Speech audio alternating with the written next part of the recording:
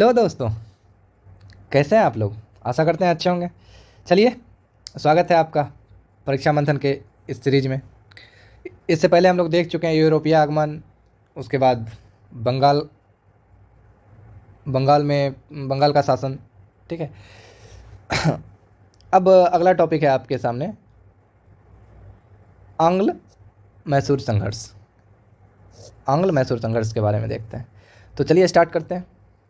18वीं शताब्दी के मध्य में मैसूर में चिक्का कृष्णराज, कौन? चिक्का कृष्णराज। चिक्का कृष्णराज मैसूर में कौन? चिक्का कृष्ण नामक शासक शासन कर रहा था, लेकिन वास्तविक शक्ति किसके हाथ में थी? नंदराज के हाथ में थी। इसी को हम लोग, चिक्का कृष्णराज जो है, इसी को हम लोग वाडियार वंश भी बोलते हैं। मैसूर में किसका कौन सा वंश था? वाडियार वंश। ओके, वाडियार वंश। तो वाडियार वंश का शासक उस समय कौन था? चिक्का कृष्णराज था। और लेकिन वास्तविक शक्ति की अगर बात करें तो किसके हाथ में थी? तो नंदराज के हाथ में थी। ओके, आगे देखेंगे। इसी के समय जो है सेना में कौन आता है? मैसूर की सेना में हैदर अली आते हैं। हैदर अली नामक व्यक्ति आते हैं, सिपाही के रूप में भर्ती होते हैं, और एक दिन वो क्या करते हैं? मैसूर का शासक बन जाते हैं। कैसे? ये पहले सेना में आते हैं सिपाही के रूप में, नंदराज को मार के, और मैसूर का शासक बन जाते हैं। हैदर अली की अगर बात करें तो इनका जन्म 1721 ईस्वी में बूडी कोटा नामक स्थान पर हुआ था। इनके पिताजी का नाम फतेह मोहम्मद मैसूर, ठीक है, सॉरी मैसूर बोलते, फतेह मोहम्मद था। ओके, मैसूर की सेना में एक सिपाही थे जो एक युद्ध में मारे गए थे। मैसूर की सेना में ही सिपाही थे ये, फतेह मोहम्मद। ओके, इनके पिताजी का नाम था फतेह मोहम्मद, जो कि वो भी एक सिपाही थे। बड़ा होने पर हैदर अली मैसूर की सेना में भर्ती हुआ। हैदर अपने गुण और योग्यता के कारण 1755 ईस्वी में डिंडीगुल का फौजदार नियुक्त हुआ। कब डिंडीगुल का फौजदार कब बना? तो 1755 में डिंडीगुल का फौजदार नियुक्त हुआ। डिंडीगुल के फौजदार के रूप में फ्रांसीसियों के सहयोग से एक आधुनिक शस्त्रागार की स्थापना की। आधुनिक शस्त्रागार, तो डिंडीगुल में जब ये फौजदार नियुक्त हुआ था, कब? 1755 में। उस समय फ्रांसीसियों के सहयोग से, किसके सहयोग से? फ्रांसीसियों के सहयोग से। यहाँ से क्वेश्चन आपका बनता है, इसलिए इसको याद रखिएगा। फ्रांसीसियों के सहयोग से 1755 में ही इन्होंने क्या किया था? हैदर अली ने शस्त्रागार की स्थापना की थी। कहाँ पे? डिंडीगुल में, 1755 में। ये पूछा हुआ क्वेश्चन है कि किसने किया था? हैदर अली ने। आगे चलिए। 1759 ईस्वी में मराठों ने मैसूर पर आक्रमण कर दिया था। कब? 1759 में। हैदर के नेतृत्व में मैसूर की सेना जो है मराठों को पराजित कर मैसूर से बाहर खदेड़ दिया। ओके, 1760 में चिक्का कृष्णराज की मृत्यु के बाद हैदर अली मैसूर का स्वतंत्र शासक बन जाता है। तो वहाँ पे मैंने जो बात किया था, नंदराज, वास्तविक शक्ति किसके हाथ में थी? तो नंदराज के हाथ में थी। इसको ये मार देते हैं, ओके, और सब कुछ अपने हाथ में ले लेते हैं। लेकिन अभी भी राजा कौन रहता है? राजा चिक्का कृष्णराज ही रहता है। और इनकी मृत्यु कब होती है? तो 1760 में होती है। उसके बाद मैसूर का स्वतंत्र शासक बन जाता है कौन? हैदर अली। ओके, तो 1760 में ये इनकी मृत्यु हो जाती है, और 1761 में ये अपने आप को घोषित करते हैं। ये पूछा हुआ है, इस भी पूछा हुआ है, अपने आप को शासक कब घोषित करते हैं? 1761 में। चलिए आगे देखते हैं। अंग्रेज प्रारंभ से ही हैदर को अपना शत्रु मानते थे। ओके, हैदर को क्या मानते थे? शत्रु मानते थे।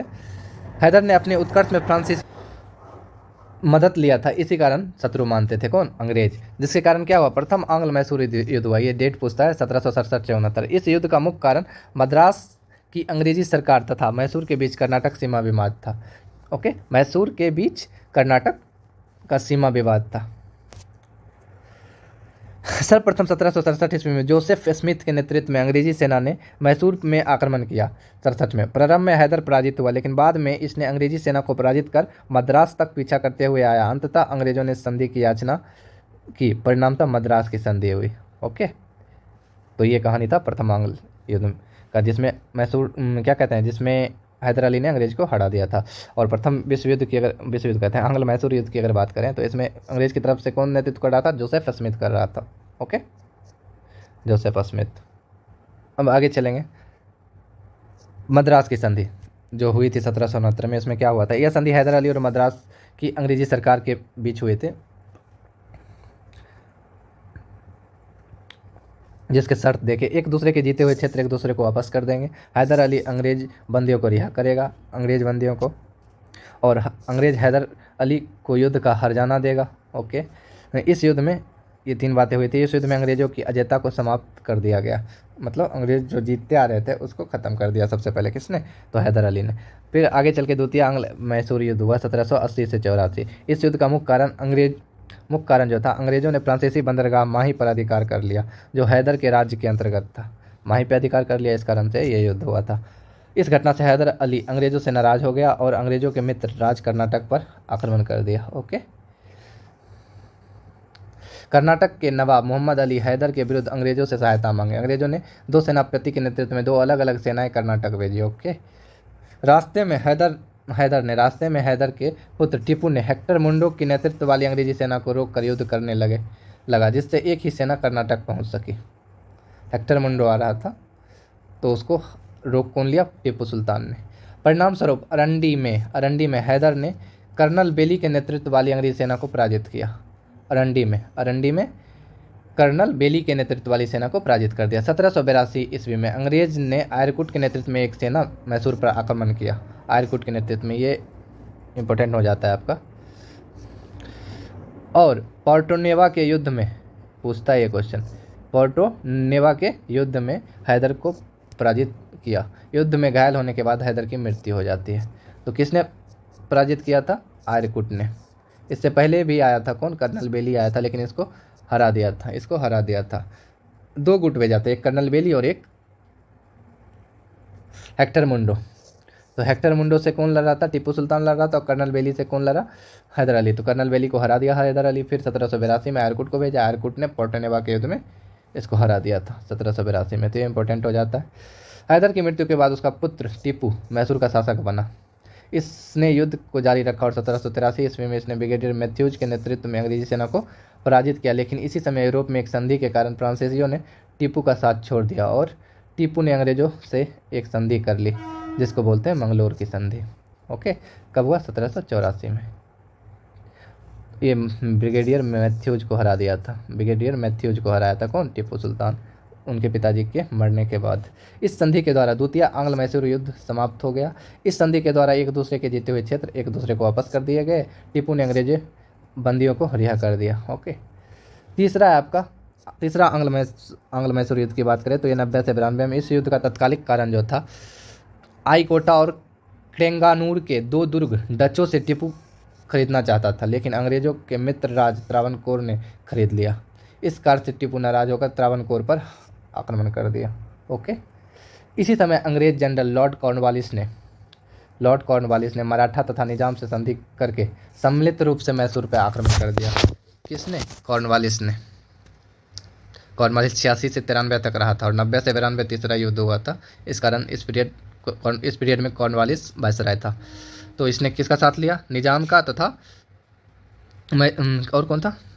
मराठा और निजाम का साथ लिया और मैसूर पर आक्रमण कर दिया। कॉर्नवालिस मैसूर के अनेक क्षेत्रों को जीतकर श्रीरंगपट्टनम को घेर लिया। बाद होकर टीपू ने अंग्रेजों से संधि कर ली। कब? 1792 में, जिसको श्रीरंगपट्टनम की संधि के नाम से जानते हैं। अब यहाँ देखेंगे, हम लोग ने अभी तक 3 संधि देख ली है, तो तीनों को याद करने के लिए MMS याद रखिए। M पहले छोटा 3 लेटर का, मतलब मद्रास की संधि, फिर बड़ा मंगलोर की संधि 4 लेटर का, और श्रीरंगपट्टनम की संधि। ओके, श्रीरंगपट्टनम की संधि। तो MMS याद रखिए, तीनों संधि आपको याद रहेगा।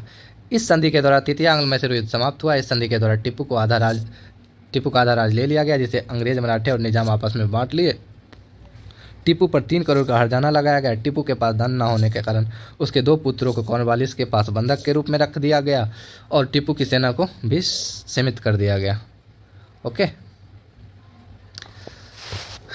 तो ये तृतीय आंग्ल मैसूर, ये क्योंकि इसमें पूरी तरह से हार जाता है तो इसमें आधा राज ले लिया गया था टीपू का। ओके, और लेके किस में बांट दिया गया? अंग्रेज, मराठा और निजाम आपस में बांट लिए। 3 करोड़ का हर्जाना भी दिया गया इसमें, और उसके हर्जाना लगाया गया था उस पर, लेकिन रुपया नहीं होने के कारण उसके दोनों पुत्रों को बंधक बना लिया गया था। अब चलिए चौथा आंग्ल मैसूर युद्ध की बात अगर करें तो 1799 में हुआ था। इस युद्ध में का कारण अंग्रेज governor general Lord Wellesley Tipu के पास सहायक संधि स्वीकार करने का प्रस्ताव भेजा, जिसे टीपू अस्वीकार कर दिया। परिणाम 1799 ईस्वी में लॉर्ड वेलेस्ली ने मैसूर पर आक्रमण कर दिया। वेलेस्ली ने टीपू के अनेक क्षेत्रों को विजित करते हुए श्रीरंगपट्टनम के दुर्ग को घेर लिया।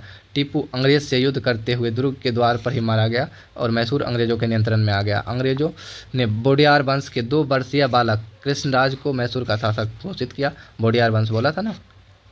और इसे सहायक संधि स्वीकार कराकर मैसूर पर अपना प्रभाव स्थापित कर दिया। तो ये कभी भी मत सोचने का कि मैसूर ने सहायक संधि स्वीकार नहीं की। टीपू के मरने के बाद बोडियार वंश के 2 वर्षीय बालक कृष्णराज को वहाँ का शासक बनाया और सहायक संधि स्वीकार करवाया। 1834 में विलियम बेंटिंक ने मैसूर को जीतकर अंग्रेज जी साम्राज्य में मिला लिया। कब? 1834 में। तो ये इंपॉर्टेंट हो जाता है 1834 में। ओके, अब देखिए वही बताया गया चार्ट में जो हम लोग पढ़े हैं अभी तक। आंग्ल मैसूर युद्ध, ये एग्जाम के व्यू से बहुत ही इंपॉर्टेंट है। प्रथम आंग्ल मैसूर युद्ध 1767 से 69 में हुआ था। अंग्रेज और हैदर के बीच हुआ था, जिसका मुख्य कारण सीमा विवाद था। कर्नाटक का सीमा विवाद था। ओके, और इस कौन सी संधि हुई थी? मद्रास की। मैंने बोला था MMS। ओके, मद्रास की संधि। अंग्रेज पराजित हो गए थे पहला में। दूसरा की बात करें तो 80 से 84। ये क्यों हुआ था? तो बंदरगाह एक माही बंदरगाह था, किसका? फ्रांसीसी का। अंग्रेजों द्वारा क्या कर लिया गया? उस पर अधिकार कर लिया गया। इस कारण से युद्ध हुआ था, जिसमें कौन सी संधि हुई? मंगलोर की संधि। और मामला क्या हुआ? अनिर्णित रहा। तीसरा अगर युद्ध की बात करें तो 90 से 92 टीपू द्वारा त्रावणकोर पे आक्रमण। क्यों? क्योंकि डच का दो बंदरगाह खरीदना था, तो ये त्रावणकोर खरीद लेता है, जिसके कारण ये ऐसा हुआ। और श्रीरंगपट्टनम की संधि इसमें हुई थी, टीपू का पराजय हुआ था। ओके, तीसरा में टीपू का पराजय हुआ था। चतुर्थ 99 में टीपू द्वारा सहायक संधि स्वीकार न किया गया, इसका कारण था टीपू का वध हुआ इसमें और टीपू की पराजय हुई। ओके, टीपू सुल्तान की अगर बात करें 1782 से 1799। हैदर अली की मृत्यु के बाद 1782 में टीपू सुल्तान बना। तो टीपू ने 1787 में बादशाह की उपाधि धारण की और अपने नाम के सिक्के चलाए। तो ये इंपॉर्टेंट, टीपू ने 1787 में बादशाह की उपाधि धारण की और अपने नाम के सिक्के चलाए। इसने वर्ष महीने के हिंदू नामों के स्थान पर अरबी नामों का प्रयोग किया तथा एक नए पंचांग का प्रचलन किया। फ्रांसीसी क्रांति के फलस्वरूप जब कुछ फ्रांसीसी सैनिकों ने श्रीरंगपट्टनम में जैकोबिन क्लब बनाने का प्रस्ताव किया तो इसने सहर्ष स्वीकार किया। यह स्वयं जैकोबिन क्लब का सदस्य बना और अपने आप को नागरिक टीपू कहलाने लगा। टीपू सुल्तान धर्म सहिष्णु शासक था। इसने श्रृंगेरी के मंदिर को मरम्मत एवं शारदा देवी की मूर्ति स्थापना के लिए धन प्रदान किया था। ओके, तो इतना कुछ मैसूर वंश से हमें देखने को मिला। मैसूर वंश में किसका शासन था? तो वाडियार वंश के था। अब आगे का टॉपिक है आंग्ल मराठा युद्ध, जिसको हम अगले वीडियो में देखेंगे। तब तक के लिए जय हिंद, जय भारत।